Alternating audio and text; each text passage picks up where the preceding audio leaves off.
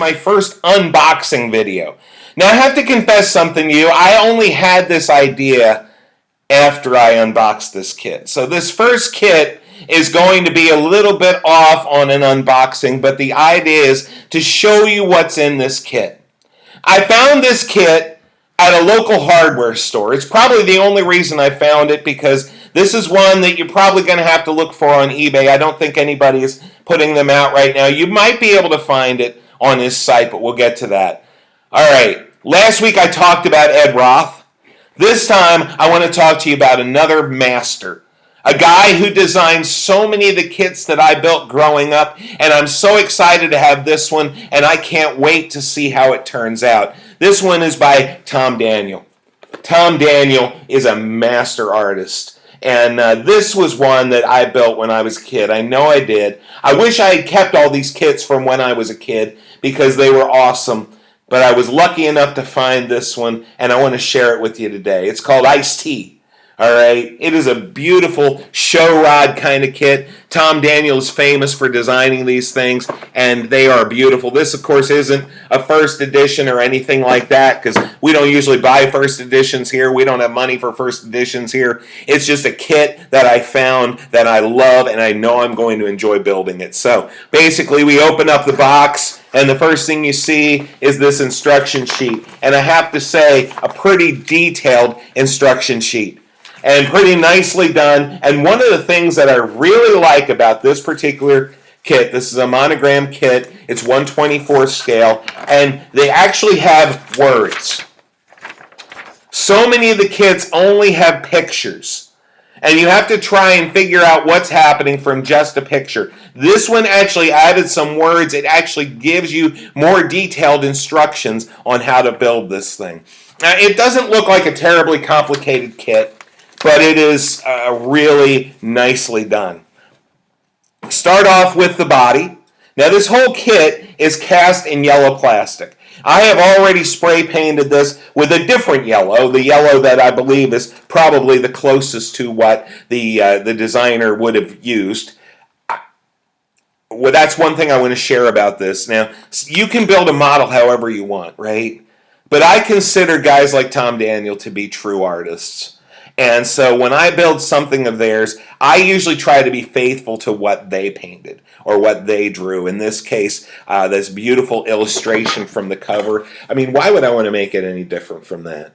So it comes with that. There's a couple pieces that need to be painted yellow, and I painted those already. Like I say, I was a little ahead of myself. I didn't realize that I was going to start making these videos, but there's the hood scoop and a little piece for the back, and basically these are just real simple spray painting.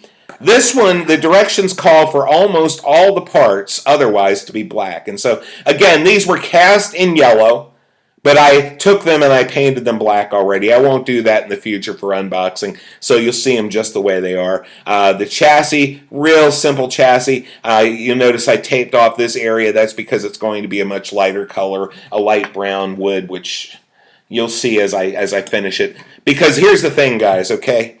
I don't just buy models and collect them, all right? I have a lot. I have more than I can build in a couple years. However, my intention is not to leave this world with a whole bunch of unfinished kits. I don't like to have a whole bunch of kits in a stash. I like to have a whole bunch of empty boxes and kits on my shelf. That's how I am, okay?